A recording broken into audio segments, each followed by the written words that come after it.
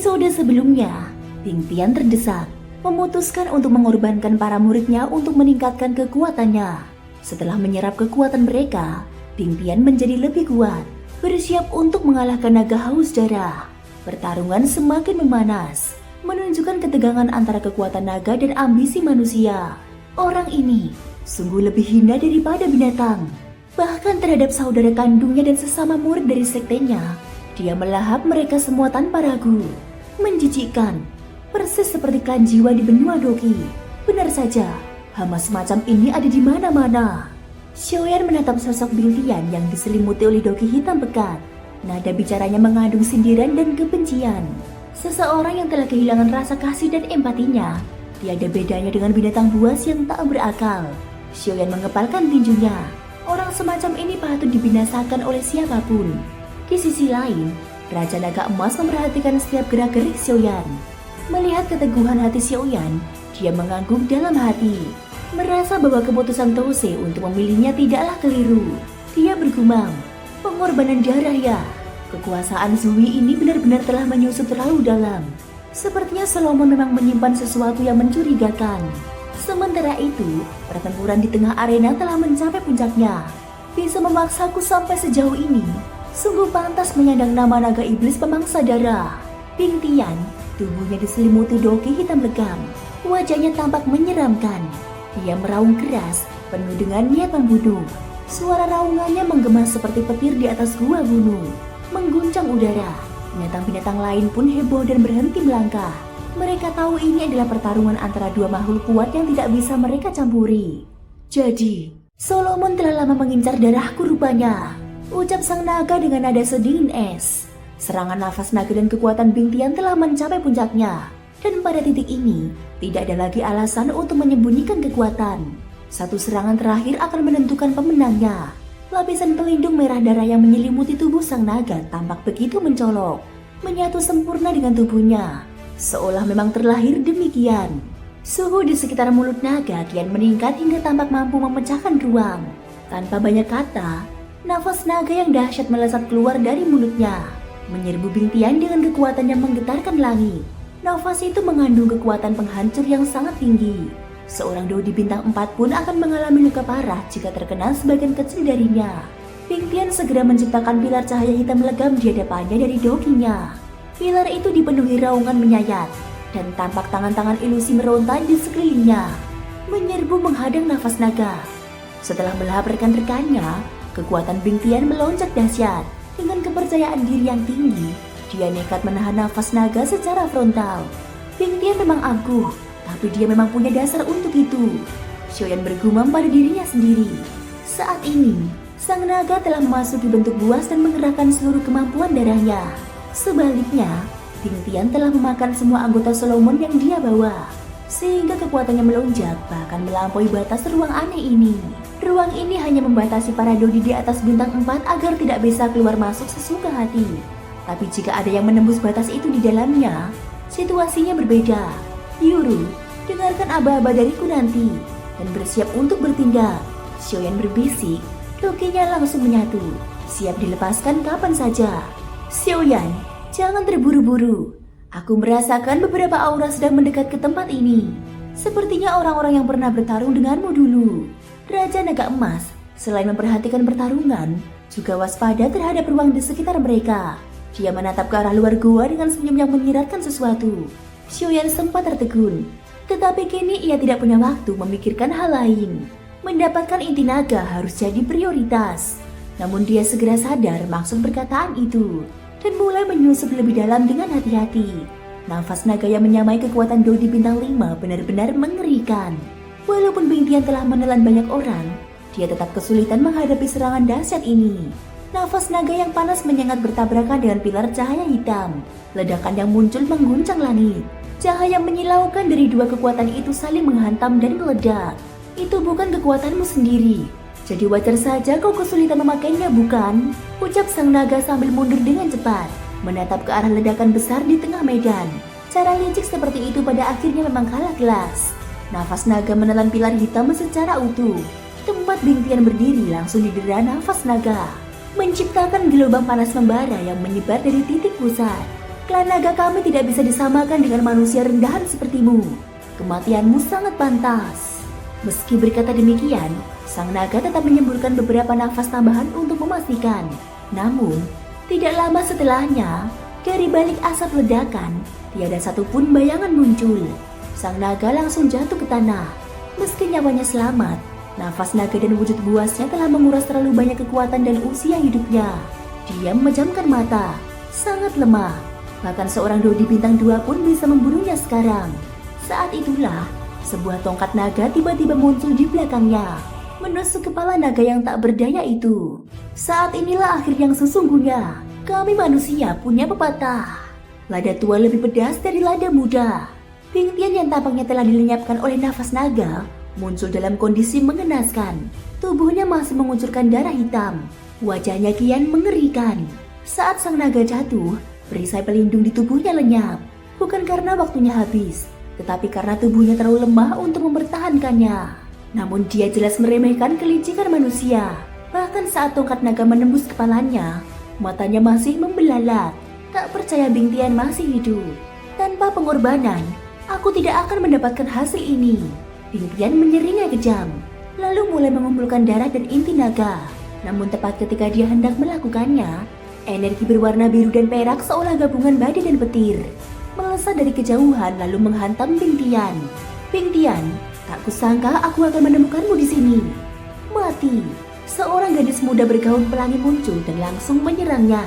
Ayahnya, penguasa kota angin dan petir, kehilangan satu tangan dan satu kaki akibat serangan keji para tetua Solomon. Itu adalah aib besar bagi kota angin dan petir. Ayahnya sangat menyayanginya, dan dia telah bersumpah akan membalas dendam pada Solomon. Bing Tian yang baru saja menyelesaikan pertarungan dan dalam keadaan lemah, hanya bisa menatap dengan putus asa. 5 Dodi bintang 3 muncul bersamaan. Rupanya, kau adalah sisa-sisa dari keluarga Feng Lei. Andai dahulu ayahmu tidak mempertaruhkan nyawa demi menyelamatkanmu, mungkin nasibmu kini akan jauh berbeda, ucap Bing Tian dengan suara lemah namun penuh kebencian. Pandangannya yang haus darah menatap seorang gadis muda Feng Yi. Akhirnya aku bisa membalas dendam ini, ayah. Hari ini putrimu akan membalaskan kehormatanmu. Tenanglah di alam sana. Di sekeliling Feng Yi, kekuatan Doge berkumpul dengan cepat. Dia bersiap melancarkan serangan maut. Para pengawal yang seharusnya melindunginya menjadi cemas, sebab mereka melihat gadis itu kehilangan kendali emosinya. Namun, sebelum semat mereka mendekat, sebuah bayangan hitam dengan kecepatan tinggi menyerbu ke arah Feng Yi. Aku tidak akan selamat, tapi kalian pun jangan harap bisa hidup. Bing Tian berteriak gila. Tubuhnya yang lemah melesat cepat dan mulai membengkak dengan aura hitam mengerikan mengelilinginya. Dia bertekad untuk meledakkan diri dan menyeret Feng Yi serta para pengawalnya menuju kematian bersama. Feng Yi, meskipun sedang marah, masih bisa menjaga kejernihan pikirannya. Dia menggertakkan gigi, menahan ketakutan yang muncul dari energi gelap itu. Dalam sekejap, tubuhnya melonjak ke udara. Di telapak tangannya muncul cahaya keperakan, kekuatan ruang, penyegelan ruang. Begitu suara ringan itu terdengar, ruang di sekitar Bing Tian mulai berguncang hebat. Kemudian, ruang tersebut berubah menjadi penjara tak kasat mata yang membungkus tubuhnya sepenuhnya. Kekuatan ini luar biasa. Bahkan seorang Dodi bintang 4 pun belum tentu sanggup menembusnya. Feng Yi menggabungkan kekuatan petir dan angin yang memiliki unsur ruang, menjadikannya perantara untuk mengendalikan kekuatan langit dan bumi. Di sisi lain, meski Bing Tian sempat menelan kekuatan rekan-rekannya dari Solomon demi memperkuat diri, dia tetap terluka parah setelah bertarung melawan naga iblis haus darah. Walau akhirnya dia menang, serangan terakhir sang naga menghancurkan tubuhnya. Kini, saat melihat Feng Yi dan para pengawalnya, Bing Tian sadar bahwa ini adalah akhir baginya. Dia pun memilih mengakhiri hidup dengan ledakan besar. Penjara ruang milik Feng Yi hanya bisa menahan sebentar sebelum meledak bersamaan dengan tubuh Bing Tian. Sebuah ledakan besar mengguncang langit dan bumi.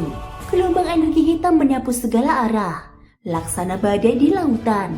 Bahkan pegunungan tempat sang naga iblis bersemayam pun seperti mengalami gempa besar.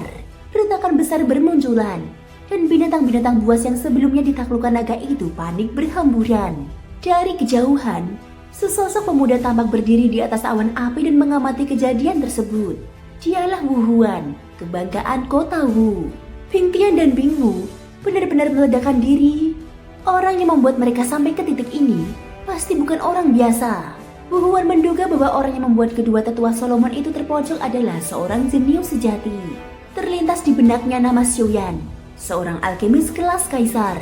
Dia mendengus dingin dan berkata pada dirinya sendiri, "Kau membunuh tetua Solomon. Jangan berharap akan lolos begitu saja." Sementara itu, di pegunungan yang hancur, salah satu pengawal Feng Yi yang berpakaian putih dengan cepat membawa gadis itu pergi dari pusat ledakan. Mereka mendarat di puncak gunung, dan si pengawal menghela nafas panjang. Orang tua itu benar-benar gila. Wajah Feng Yi terlihat pucat. Ledakan kekuatan dari seorang Dodi sangatlah mengerikan, dan dia baru kali ini menyaksikannya secara langsung. Aku tidak menyangka naga iblis haus darah itu ternyata memang sehebat itu. Tapi, di mana tubuhnya? Tanya si pengawal sambil mengamati tempat ledakan. Mungkin tubuhnya hancur bersama gelombang ledakan. Sayang sekali, tapi nyawa kita lebih penting. Mari kita lanjutkan menuju aula utama. Mereka pun segera pergi dari tempat itu. Di langit, Xiaoyan yang sempat menyapu pandangannya dengan kekuatan jiwanya tidak menemukan sosok Feng Yi. Apakah dia baik-baik saja? Tanyanya. Raja Naga Emas yang berada di sampingnya hanya tertawa. Tenang saja, dengan kekuatan penguncian ruang itu, Bing Tian tidak sempat menyeretnya dalam kematian. Tapi setelah membunuh Bing Tian, gadis itu jelas sudah jadi musuh Solomon. Ledakan besar itu mengguncang pegunungan selama hampir 10 menit. Setelah itu, barulah gelombang energi mereda. Xiaoyan dan Yuru telah lebih dahulu mundur dari lokasi ledakan demi keselamatan. Di langit, keduanya masih terbang diam. Mata Xiaoyan perlahan terpejam. Namun kekuatan jiwanya tetap menyelimuti tubuh naga iblis yang telah ditinggalkan semua orang. Benda itu perlahan menghilang seakan tidak pernah ada. Angin menderu-deru melintasi pegunungan, membawa debu kuning yang menutupi pandangan. Hutan yang sebelumnya hijau rimbun dan gua tempat tinggal naga pemangsa darah kini telah berubah menjadi tanah yang hancur lebur. Ketika badai energi terakhir perlahan menghilang, di langit tampaklah sosok Xiaoyan dan Yuru membuka mata mereka. Keduanya memandang ke arah gunung yang telah porak-poranda, lalu perlahan turun ke tanah, melangkah menuju tempat di mana sebelumnya Bing Tian meledakkan diri. Di sana, kini terdapat sebuah lubang besar berdiameter puluhan kaki. Dalamnya gelap dan tak tampak dasarnya. Tatkala memeriksa lubang itu, langkah Xiaoyan terhenti seketika. Dia menemukan seberkas cahaya yang sangat samar di dalamnya. Terdengar suara batuk dari dalam kilauan cahaya tersebut. Untung aku sempat menelan pil penahan aura. Kalau tidak mungkin bisa lolos dari para keturunan keluarga Feng Lei itu. Sepulangnya nanti, aku akan memimpin pasukan inti untuk menghancurkan keluarga rendah itu. Namun, suara itu segera terhenti saat terdengar suara lain yang dingin dan datar. Sayangnya, tampaknya kau tak akan sempat melakukannya. Seketika itu, Xiaoyan muncul seperti bayangan di hadapan kilauan cahaya itu. Dengan tangan yang terulur perlahan, dia menyentuh cahaya tersebut dan tersenyum dingin. Api ganas meledak dari telapak tangannya, menghancurkan tanah di bawahnya. Di antara serpihan kayu dan tanah, muncul sesosok jiwa yang hendak kabur ke langit. Namun sebelum sempat pergi jauh, ruang di sekitarnya membeku, membuatnya tidak mampu bergerak. Xiaoyan berkata, Bing Tian ini memang licik. Meledakkan tubuh lalu melarikan sepotong jiwanya menggunakan pil khusus. Sayang sekali, sosok jiwa itu tiba-tiba menjerit, "Jangan bunuh aku, Xiaoyan, kita bisa berdamai. Kau tak ingin menjadi musuh keluarga Solomon bukan?" Namun Xiaoyan hanya menatapnya dengan dingin. Orang yang bahkan saudara kandungnya sendiri pun sanggup ia hancurkan. Tak pantas disebut manusia. Dengan satu gerakan tangan, dia mencengkram jiwa Bing Tian. "Bajingan kecil, kau akan mati sia-sia. Keluarga Solomon tidak akan melepaskanmu." Tanpa berkata sepatah pun, Xiaoyan menghancurkan jiwa itu. Kilauan cahaya terakhir dari Bing Tian pun lenyap, menghilang dari dunia ini selamanya. Tegas, tanpa memberi celah sedikit pun pada musuh. "Bagus," ucap Raja Naga Emas dari dalam tubuh Xiaoyan. Di tempat lain yang jauh, di sebuah rumah kayu sunyi, ratusan papan roh tergantung rapi. Tiba-tiba, salah satu papan meledak hancur. Seorang lelaki tua yang duduk bersila membuka matanya. Sorot matanya gelap dan mengerikan. Berani sekali membunuh seorang tetua cabang klan Solomon. "Sebarkan perintah, selidiki siapa pelakunya." Jawaban serempak terdengar sebagai tanggapan. "Siap, Tuan Kepala." Sementara itu, Yuru berkata kepada Xiaoyan, "Tubuh naga pemangsa darah masih utuh. Kamu pasti tahu betapa berharganya bangkai makhluk ini bukan?" Pertanyaan itu membuat Xiaoyan agak terkejut. Dia pun mendekati bangkai besar naga itu dan memeriksanya. Dengan penggaris api surgawi di tangan, Dia mengayunkan ke arah kepala naga. Seketika, kepala besar itu terbelah sehalus kaca yang dipotong. Tampaklah cahaya terang dari dalamnya. Itu inti sihir, seru Yuru dengan gembira. Dia merasa lega karena jika sampai naga ini tidak memiliki inti, usahanya akan sia-sia. Ayo, kita ke aula utama sekarang. Namun Xiaoyan menahannya. Tunggu dulu, tubuh naga ini sangat berharga. Dia memandangi cakar naga yang tajam, hingga tidak bisa menyembunyikan keterkejutannya. Raja Naga Emas mencemooh. Kamu hanya membuang waktu dengan melihat bangkai. Yang berguna hanya darahnya. Xiaoyan tersenyum pahit, namun tidak menyangkal. Dia mulai mengekstrak darah dari tubuh naga itu. Ketika tubuh naga dibelah, semburan darah merah menyengat keluar. Di tengah-tengah proses pemurnian dengan api, darah itu mulai memadat, lalu berubah menjadi setetes cairan merah menyala yang sangat pekat. Xiaoyan cepat-cepat mengambil botol giok dari dalam cincin penyimpanan dan menampung darah tersebut. Darah itu sangat istimewa, mengandung kekuatan buas naga pemangsa darah. Namun Xiaoyan tahu, darah ini terlalu kuat untuk dikonsumsi langsung.